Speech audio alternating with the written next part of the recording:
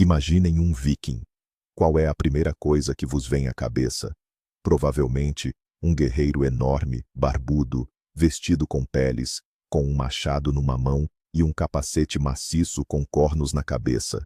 Ele é selvagem, sujo, fala uma língua rude e só sonha com pilhagens e Valhalla. Agora, esqueçam tudo isso, porque praticamente toda esta imagem é um mito de Hollywood. Hoje vamos analisar 20 factos sobre os vikings que vão desmoronar estes estereótipos de uma vez por todas. Vão descobrir por que é que eles eram mais limpos do que muitos europeus, como é que descobriram a América 500 anos antes de Colombo, e por que é que o capacete com cornos é a maior mentira da sua história. Estão prontos para saber a verdade que os filmes escondem? Então, vamos começar. E uma pergunta rápida. Qual é a primeira associação que vos surge com a palavra viking? Escrevam nos comentários. É interessante comparar o antes e o depois de assistirem. Antes de começarmos a derrubar mitos, vamos lá perceber de quem é que estamos a falar. Afinal, a Era Viking é um período da história europeia que se estende aproximadamente do final do século VIII até meados do século XI. E viking não é o nome de um povo inteiro. É, na verdade, a designação de uma ocupação. Era como se chamavam os navegadores, guerreiros e comerciantes da Escandinávia, as atuais Dinamarca, Noruega e Suécia. A maioria dos habitantes dessas terras eram agricultores, artesãos e pescadores comuns que nunca saíam das suas casas. Mas aqueles que saíam em expedições, os vikings, foram os que criaram toda essa fama ruidosa. Muitos dos seus estereótipos surgiram muito mais tarde. Foram criados pelos monges cristãos, cujos mosteiros sofreram os ataques, e depois foram reforçados por artistas e escritores do século XIX, que romanticamente idealizaram a figura dos bárbaros do norte. Ora, o cinema e as séries modernas levaram essa imagem ao absurdo. Agora que já estabelecemos o contexto, passemos aos factos. Vamos começar pelo essencial. A história dos capacetes com cornos é pura ficção, uma invenção a 100%. Os arqueólogos nunca encontraram um único capacete de viking autêntico que tivesse cornos.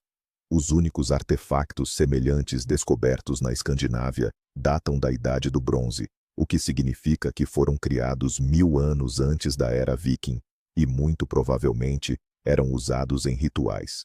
Os capacetes reais dos vikings eram práticos e funcionais. O mais famoso de todos, encontrado na Noruega, é o capacete de Geirmundbu. Tem uma forma simples e arredondada, inclui uma máscara de proteção para os olhos e nariz, mas não tem cornos nenhuns. Imagine um combate no convés de um navio ou numa formação apertada. Cornos num capacete seriam incrivelmente perigosos para o próprio guerreiro. O machado de um inimigo podia facilmente ficar preso neles, ou até mesmo os cabos do seu próprio navio.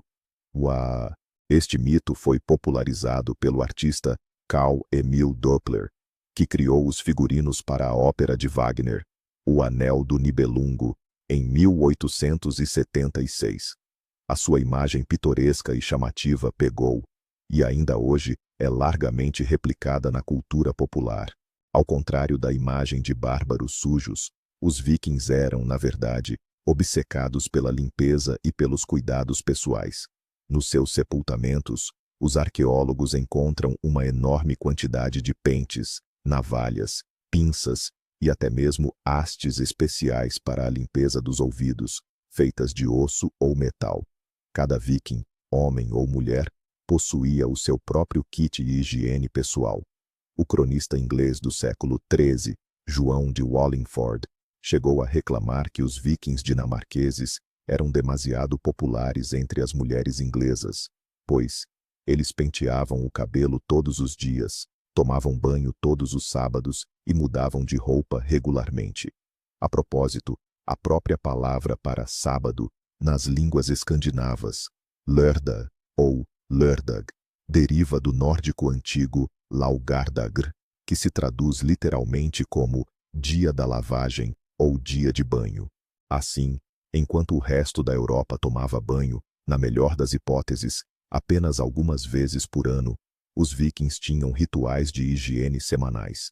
Eles cuidavam meticulosamente das suas barbas e cabelos, trançando-os em elaboradas e complexas tranças. Tal como já referimos, a palavra viking não designava uma nacionalidade. O termo nórdico antigo, vikingur, descrevia alguém que partia numa expedição marítima, tipicamente com o objetivo de realizar um saque ou de fazer comércio. Ou seja, partir em viking era uma expressão que se assemelhava a partir em busca de sustento ou ir à procura de fortuna. Na verdade, estas pessoas autodenominavam-se apenas nórdicos ou identificavam-se pela sua região específica, daneses, suiones ou noruegueses. A grande maioria dos escandinavos levava uma vida sedentária. Eram agricultores que trabalhavam a terra, criavam gado e praticavam vários ofícios. As expedições marítimas eram uma atividade essencialmente sazonal, reservada a homens jovens e ambiciosos que procuravam enriquecer, alcançar fama ou encontrar novas terras para se estabelecerem. Quando regressavam à casa, voltavam a ser apenas agricultores ou proprietários de terras. Assim sendo, designar todos os escandinavos daquela época como vikings é o mesmo que rotular todos os habitantes da Somália do século XXI como piratas. Era uma profissão, e não a totalidade de um povo. O estereótipo de que todos os vikings eram altos, loiros e de olhos azuis está bem longe da verdade. Estudos genéticos revelam que havia muita gente com cabelo castanho, e até mesmo escuro, entre eles. A cor dos olhos e do cabelo variava muito, dependendo da região. No entanto, o cabelo claro era, de facto, considerado o auge da beleza e da masculinidade. Por causa disso, muitos vikings, em especial os de cabelo escuro, recorriam a um truque. Eles utilizavam um sabão especial, com um alto teor de alcalinidade, para tentar clarear o cabelo e a barba. Esse processo conferia-lhes um tom mais claro, por vezes até cor de palha. Mas isso também tinha um efeito prático. Essa alcalinidade agressiva era excelente a combater piolhos e outros parasitas. Ou seja, era uma questão de moda e, ao mesmo tempo, um procedimento de higiene. Imagine o guerreiro mais brutal a ensaboar cuidadosamente a barba com esse produto especial, apenas para conseguir ficar mais loiro. É uma imagem que se afasta muito daquela que estamos habituados a ter. Os vikings eram mais do que simples saqueadores irracionais. Eles foram dos maiores comerciantes, exploradores e colonizadores da sua época. As suas rotas comerciais estendiam-se da América do Norte ao Médio Oriente. Navegavam pelos rios da Europa Oriental, chegando a Constantinopla e Bagdade. Aí trocavam peles, âmbar, escravos e marfim de morsa por prata, seda e especiarias. O viajante árabe Ibn Fadlan, que encontrou os escandinavos no rio Volga, descreveu-os como mercadores extremamente hábeis. Foram os vikings que fundaram muitas cidades que existem até hoje. Por exemplo, a cidade de Dublin, na Irlanda, foi estabelecida por vikings noruegueses como um importante entreposto comercial. Eles não só destruíam, como também construíam. Não apenas roubavam, mas sim trocavam bens e tecnologias, exercendo assim uma enorme influência no desenvolvimento de muitas regiões europeias. Tendemos a imaginar os vikings nos seus barcos, mas em terra, e especialmente durante o inverno, o esqui era o seu principal meio de locomoção. Os escandinavos usaram esquis durante milênios, para caçar, viajar e simplesmente se deslocar em terrenos cobertos de neve, muito antes da era viking. Os esquis mais antigos encontrados datam de 6.000 anos antes de Cristo. A mitologia nórdica tinha até os seus próprios deuses padroeiros dos esquiadores, o deus Ul e a deusa Skadi. Para os vikings, o esqui não era um passatempo, mas sim uma necessidade vital que lhes permitia moverem-se de forma rápida e silenciosa na neve profunda. Isso dava-lhes uma enorme vantagem, tanto na caça como em operações militares. As sagas descrevem guerreiros que, usando esquis, conseguiam perseguir e apanhar um veado. Portanto, a imagem de um viking esquiador é historicamente muito mais credível do que a do viking com o famoso capacete de cornos. As mulheres na sociedade viking desfrutavam de um nível de direitos notavelmente superior em comparação com as suas contemporâneas noutras partes da Europa medieval. A sociedade escandinava era estruturada com base na ideia de um agregado familiar forte e independente. Quando os homens partiam para campanhas que duravam meses ou até anos, as mulheres ficavam como gestoras plenas da quinta e de toda a propriedade. Podiam deter terras, herdar bens e conduzir negócios. Além disso, uma mulher tinha o direito de pedir o divórcio. Se o marido a tratasse com crueldade ou fosse incapaz de sustentar a família, ela podia exigir a separação e levar não só o seu dote, mas também uma parte dos bens adquiridos em conjunto. As chaves da casa e dos celeiros eram o símbolo do estatuto da dona de casa, e ela usava-as presas ao cinto. Claro que a sociedade não era totalmente igualitária, mas o nível de liberdade e respeito de que as mulheres gozavam era excepcional para a época. Uma das imagens mais aterradoras ligadas aos vikings é, sem dúvida, o ritual conhecido como a Águia de Sangue. Em filmes e séries, este é retratado como uma execução brutal, onde as costas da vítima são abertas, as costelas partidas e os pulmões puxados para o exterior, criando uma macabra semelhança com asas. Soa aterrador. Contudo, a grande maioria dos historiadores contemporâneos duvida que este ritual tenha sido alguma vez praticado na realidade. As menções a este aparecem em apenas algumas sagas e poemas, e foram escritos vários séculos após os eventos que descrevem. Estes textos estão repletos de metáforas e de uma linguagem poética complexa.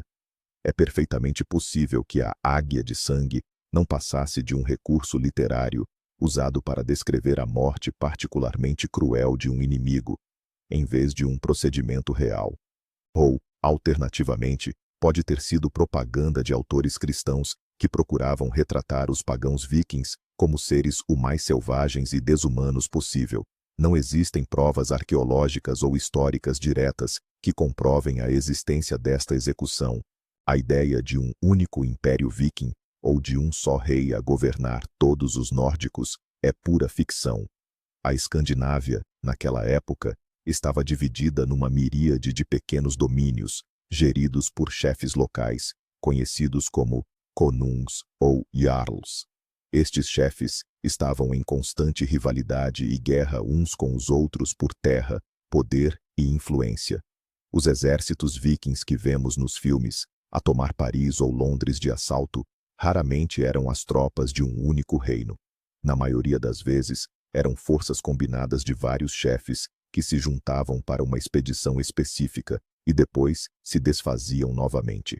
O processo de unificação da Dinamarca, Noruega e Suécia em reinos centralizados foi longo e complexo e, na verdade, assinalou o fim da era viking. Portanto, em vez de um povo unido, lidamos com um conglomerado de tribos e clãs que tanto guerravam como faziam alianças. Embora os vikings sejam famosos pelos seus saques e ataques, a verdade é que nem toda a sua expansão foi violenta. O povoamento da Islândia é um excelente exemplo disso. Esta ilha, praticamente desabitada antes da chegada dos nórdicos, foi colonizada de forma pacífica. A partir do século IX, agricultores noruegueses insatisfeitos começaram a procurar um novo lar. Eles estavam descontentes com a política do rei Haroldo Cabelo Belo, que estava a unificar a Noruega sob o seu domínio e a confiscar as suas terras. Reuniram as suas famílias, gado e bens, e partiram nos seus navios, através do oceano em direção à Islândia.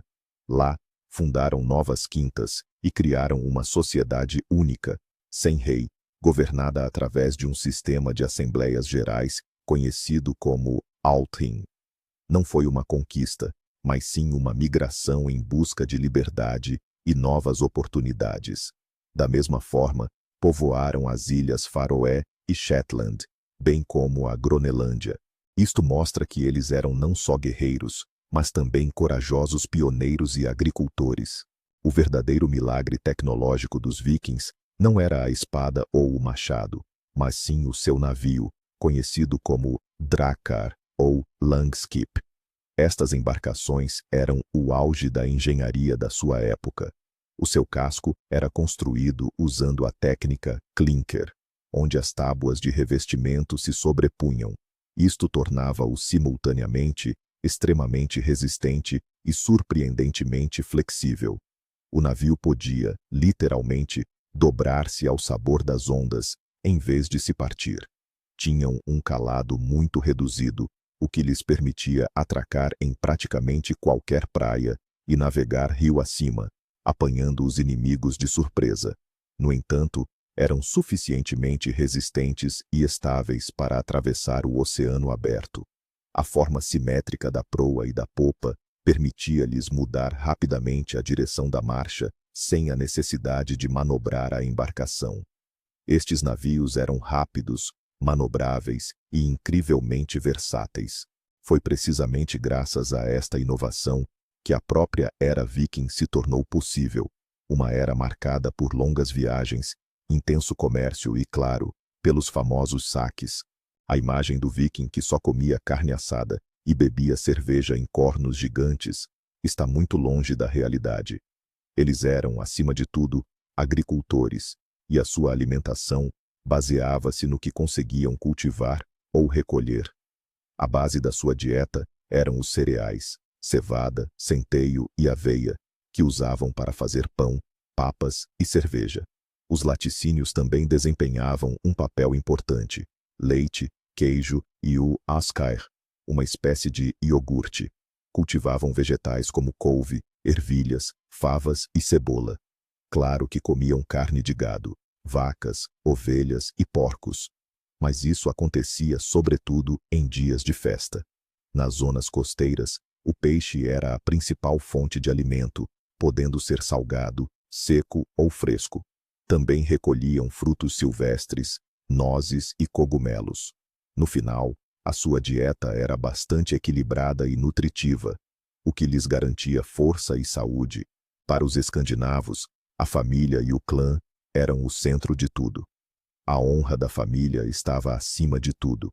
Os filhos eram vistos como uma importante continuação da linhagem. Uma característica interessante era o seu sistema de nomes.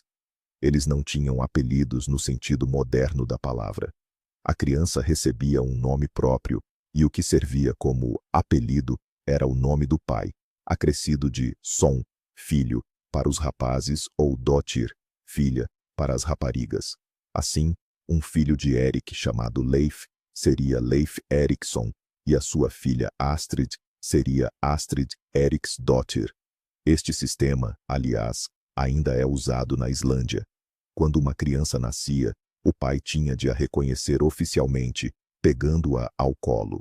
Se não o fizesse, a criança poderia ser abandonada para morrer. Isto parece cruel, mas nas duras condições do norte, era uma forma de controlar o número de bocas na família. Contudo, as crianças reconhecidas eram rodeadas de carinho e aprendiam todas as habilidades essenciais para a vida. Ao contrário do estereótipo de que seriam bárbaros incultos, os vikings possuíam uma cultura de arte e poesia altamente sofisticada. Os seus artesãos criavam peças de madeira, metal e osso que eram incrivelmente complexas e belas. O seu estilo característico consistia em padrões intricados, com o entrelaçamento de animais e criaturas mitológicas. Estes ornamentos decoravam tudo, desde navios e armas a joias e objetos cotidianos. Basta olhar para os portais esculpidos das igrejas de madeira norueguesas ou para os ornamentos das pedras rúnicas. É pura arte. Além disso, valorizavam imenso a palavra falada. Os poetas escaldos eram membros respeitados da sociedade. Eles compunham canções de elogio complexas, as drapur, que celebravam as proezas dos chefes. A poesia escaldica tinha regras rigorosas de métrica e rima, usava metáforas complexas, os Kennings, e era um verdadeiro desafio para a mente, tanto para o poeta como para o ouvinte. Era, de facto, uma forma de arte destinada à elite intelectual. Esqueça Cristóvão Colombo. Os primeiros europeus a chegar às margens da América do Norte foram, na verdade, os vikings. Isso aconteceu por volta do ano 1000 da nossa era, ou seja, quase 500 anos antes de Colombo. O navegador islandês Leif Erikson, filho do famoso Erik, o Vermelho, que fundou a colônia na Groenlândia, partiu para o oeste em busca de novas terras. Segundo a saga dos groenlandeses, sua expedição chegou a uma terra que batizaram de Vinland, a terra do vinho, ou terra dos prados, devido à abundância de uvas selvagens ou pastagens. Durante muito tempo, isso foi tido apenas como uma lenda. Mas em 1960, no norte da ilha de Terra Nova, no Canadá, no local chamado Lance ou Meadows, arqueólogos fizeram uma descoberta espetacular: os restos de um assentamento nórdico. Eles encontraram cabanas de turfa, uma forja e artefatos que pertenciam inequivocamente aos vikings. Isso se tornou a prova incontestável da sua presença no Novo Mundo. No cinema, é comum ver os vikings retratados como autênticos gigantes, que se impõem sobre os seus adversários. Na realidade, eles não eram assim tão colossais. O estudo de esqueletos encontrados em necrópolis da era viking revelou que a altura média dos homens era de cerca de 172 centímetros, e a das mulheres, de aproximadamente 158. Aliás, esta altura era ligeiramente superior à do europeu médio da época, que muitas vezes sofria de subnutrição. Uma alimentação rica em proteínas e laticínios tornava, de facto, os escandinavos mais robustos e mais altos, em comparação, por exemplo, com os anglo-saxões. No entanto, eles não eram, definitivamente, aqueles gigantes de 2 metros que vemos nas histórias de fantasia. A sua força residia menos na estatura e mais na sua excelente condição física, na resistência e, claro, na sua ferocidade em combate. Este é um aspecto sombrio e muitas vezes ignorado da sua história. Os vikings eram ativos traficantes de escravos. Durante as suas incursões nas costas de Inglaterra, Irlanda, França e nas terras eslavas, eles capturavam um grande número de pessoas. Estes cativos, que eram chamados de thralls, ou simplesmente escravos, eram levados para a Escandinávia para trabalhar nas quintas, ou então eram vendidos em grandes mercados de escravos, como em Dublin ou no Oriente. A escravatura era uma parte fundamental da economia viking. Os escravos não possuíam quaisquer direitos e eram considerados propriedade absoluta do seu senhor. A vida de um thrall era extremamente dura e muitas vezes curta. Embora, ocasionalmente, um escravo pudesse ser alforriado, isso era uma raridade. Este aspecto da sua atividade demonstra que, por trás da imagem romantizada de navegadores destemidos, se escondia também a cruel realidade do tráfico de pessoas. Os berserkers são mais uma dessas figuras populares envoltas em mitos. O imaginário popular descreve-os como guerreiros que caíam numa fúria incontrolável, que não sentiam dor, mordiam escudos e lutavam com a força de um urso. No entanto, a realidade era mais complexa. Os berserkers eram, provavelmente, guerreiros de choque de elite, algo como as forças especiais da época. Eram devotos ao deus Odin, e, antes da batalha, induziam-se num estado de transe de combate. A forma exata como faziam isso é um tema de debate.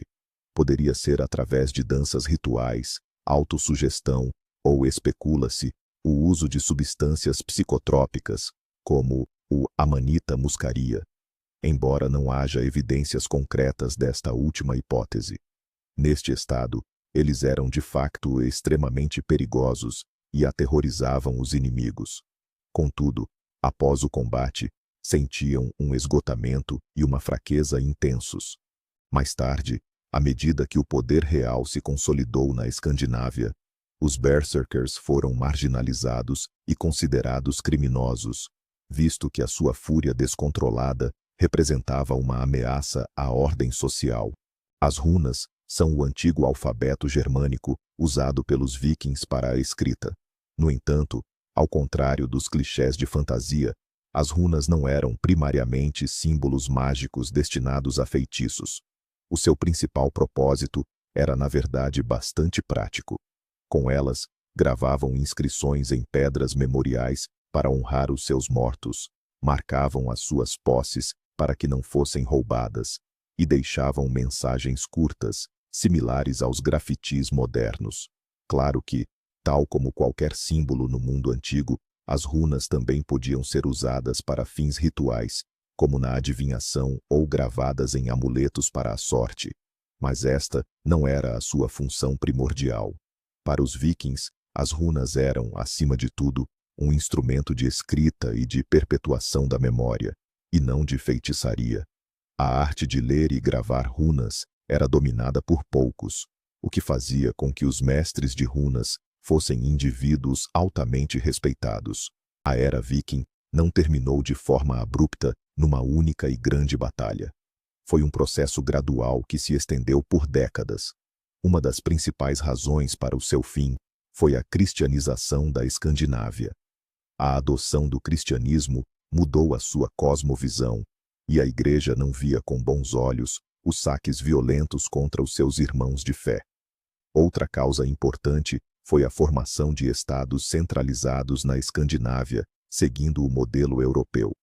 Os reis da Dinamarca, Noruega e Suécia estabeleceram exércitos permanentes, introduziram impostos e fortaleceram o seu poder.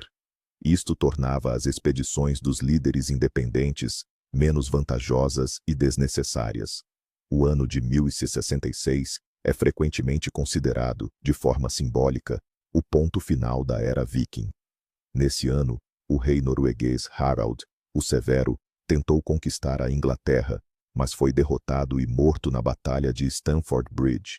Esta foi a última grande tentativa de invasão escandinava na Inglaterra. A era dos saques e invasões deu lugar a uma nova fase de diplomacia e comércio, dentro de uma Europa cristã unificada. Chegamos ao fim.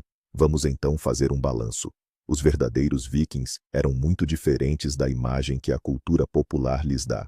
Longe de serem selvagens sujos, com capacetes de chifres, encontramos indivíduos extremamente asseados e até preocupados com a moda, que tomavam banho semanalmente e descoloravam os cabelos.